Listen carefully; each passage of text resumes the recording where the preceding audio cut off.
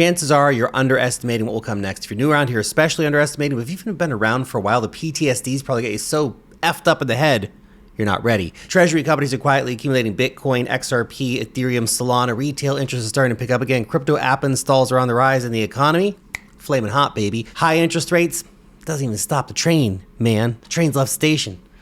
They don't give a shit about interest rates anymore. Now imagine the frenzy once those rates actually get slashed, which it seems like they're really intent on getting that to happen. So stick around to the end of this video to see just how wild the next few months could get. Now, according to a June eToro report, 58% of retail investors have already adjusted or plan to adjust their portfolios to gain more exposure to gold, all right, and crypto. Why? Because fiat is a melting ice cube and everybody wants to make money, okay? Everybody sees the returns and, oh, you'll hold bonds and get like 4%.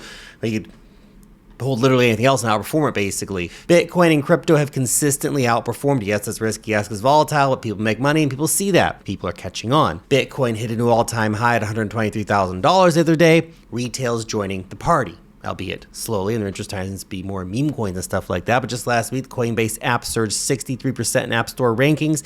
At the time of recording, it's sitting at 107 overall apps and number 9 in finance. It's not number 1 yet, which is good. We don't want to be number 1 yet. We want to slowly get there, okay? But we are moving that direction. Hype is building up. Google search interest still lagging. Got my own take on that. It's not that retail isn't curious. They're just looking in different places. Instead of typing into Google, they're asking AI. They're scrolling TikTok for the hottest meme or binge watching YouTube videos. If that's where discovery is happening right now, then Google search trends might be missing some of the real signal. In fact, Google's already starting to struggle because people are using AI more than Google these days, or starting to head in that direction. Still, this kind of behavior always starts slowly. It's exactly what we've seen in every single bull market. Retail doesn't lead, they never do. They always follow the whales, the big money, the VCs, etc. First, they trickle in, then they sprint, then they pile in like, I don't know, it's a Black Friday sale, man. You know, just stand up there and just rushing in, trying to fight each other to kill each other for the TVs. Right now, we're in the trickle phase. The apps are moving, questions are being asked, and crypto Twitter is turning into a dopamine slot machine again. FOMO hasn't really kicked in yet. It's a very quiet move so far. There's been a hype, but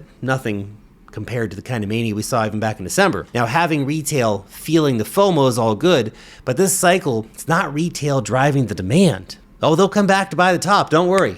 They'll still be excellent liquidity. But it's actually institutions with deep pockets. Last week, Bitcoin ETF net inflows exceeded $2.39 billion, which is bigger than GDPs of small nations. The biggest asset manager in the world, BlackRock alone, has seen its clients get 730,000 Bitcoin. In fact, a May 2025 report shows that publicly traded companies and ETFs have already acquired 96% of all Bitcoin to be mined in 2025. And that was a couple of months ago. They've already exceeded that dramatically since that report was put out. The OTC desks and exchanges are working double time to try to fulfill institutional orders, and there's just not enough. There's just not enough. Reports coming in that one of the OTC desks actually ran out of ETH the other day. And ETH ETFs, by the way, have been surging as well, about $2 billion or so last week. A little bit under $2 billion, but still huge. Aside from ETFs, we have all the usual suspects like Strategy buying Bitcoin, but now we have companies buying ETH as well, like Bitmine and Sharplink Gaming. And Strategy is not the only company buying Bitcoin either. We have companies like Metaplanet, 21 Capital, GameStop, etc., all trying to copy Michael Saylor's blueprint with Bitcoin, as well as others now doing it with altcoins. Also, sovereign states are stacking. El Salvador, Bhutan, of course, the USA has flipped pro-crypto, and well, it seems Biden may have sold all of America's Bitcoin, or most of it. They have about 30,000 Bitcoin left. That means America's going to have to buy a heck of a lot of Bitcoin for their strategic reserve to catch up. It's not just Bitcoin getting all the attention, of course, too. Again, other coins getting a lot of attention here, too, and a wide variety of stuff. It's not just XRP, Solana, and ETH getting treasury companies. It's Hype, it's Litecoin, it's Dogecoin, it's crazy, actually. Solana companies like Sol DeFi Development, Upexi, Sol Strategies, corporate Ethereum treasury companies, for example, have already accumulated over 545,000 ETH just over the past month. Now, Sharplink Gaming, as an example, they just filed for a $5 billion share offering. They plan to use the proceeds to purchase even more Ethereum. Bitmine, that's the Tom Lee company, they want to get 5% of the supply. We just had another ETH company announced today looking to get $1.5 billion ETH exposure. It's happening.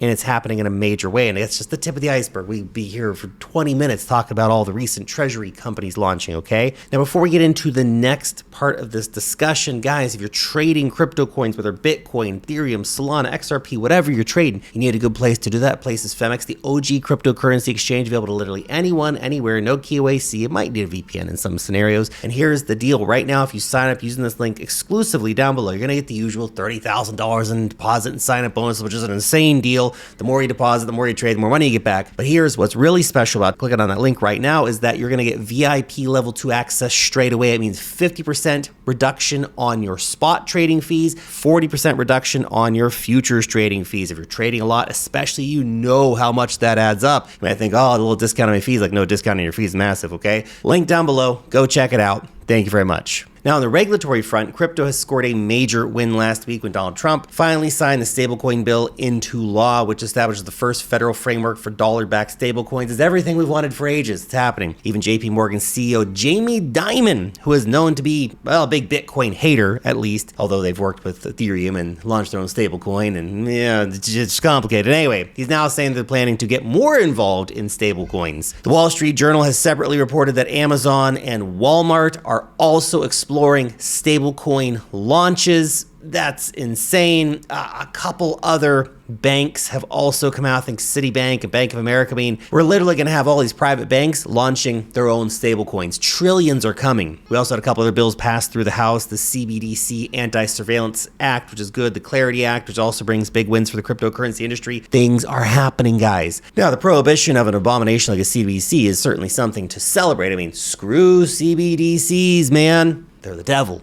okay? Good, it's not happening. Now, aside from the institutional FOMO and the regulatory clarity, the macro is also looking damn good. The PPI. And they're thinking, Lark, what's up with the PPI, man? Tell me, internet man. The PPI, or the Producer Price Index, tracks what businesses are paying to produce stuff. Think of it like the behind-the-scenes look at inflation before inflation actually hits you, the consumer. Now, if those costs are rising, they usually get passed on to you down the road, right? But if they're flat or if they're falling, it's a sign that actually inflation pressures are cooling off at the source. Now, of course, there are still fears around what tariffs could do when those come in next month, but the June PPI numbers, PPI came in flat. No spike, no panic, just steady. Now, it might sound uneventful, but this is the kind of market where boring like that is actually bullish. It tells the Fed that there's no need to slam the brakes harder and quietly cracks the door open for future rate cuts, okay? Which, again, we don't need rate cuts. We had the whole dot-com bubble with rates over 4%, but rate cuts are sure going to add fuel to the fire. Now, CPI and PCE still aren't at the magic 2%. That's the inflation numbers, but they're inching closer. And if you go by the inflation data from the guys at Inflation, which updates in near real time, inflation has already cooled to 2%, sometimes even lower. The Fed tends to lag, okay? Job data is also looking strong. Unemployment ticked down from 4.2% to 4.1% in June, defying expectations. The American economy just keeps on rocking and rolling, baby. Don't fade America. Non-farm payrolls added 147,000 jobs, boosting consumer spending power, which leads to more profits in businesses, which fuels more hiring, which basically gives people more money in their pockets to go gamble on dog coins, okay? The cycle keeps on turning. With steady income and cooling inflation, people naturally start looking at risk assets. That's stocks, that's Bitcoin, dog coins, all that kind of stuff. And look, I've said this before, and I'll continue to say it because it's important, okay? The markets are already making all-time highs, even as Jerome Powell refuses to budge. He doesn't want to cut rates, whether out of politics or some valid fears. Man's resisting a lot of political pressure, okay? Just imagine what happens once rate cuts actually start coming. The market's going to freak out. And I think he's running out of excuses, okay? Jobs are good, inflation's low, tariff fears, I guess, are the big thing. Other major economies have already lowered rates, sometimes dramatically. Japan and Switzerland already have their rates below 1 or even 0% rates. Europe already has theirs just above 2%. Other Fed top executives like Fed Governor Christopher Waller, he wants it soon. He said, well, maybe let's do it in July, but it's probably not coming in July, but soon, probably. Goldman Sachs believes the cuts may come soonish since the effect of tariffs is going to be smaller than expected because deals and stuff are being made. It's not going to be that big of a deal. A cooling inflation environment and strong jobs data give the Fed less reason to keep rates higher for longer.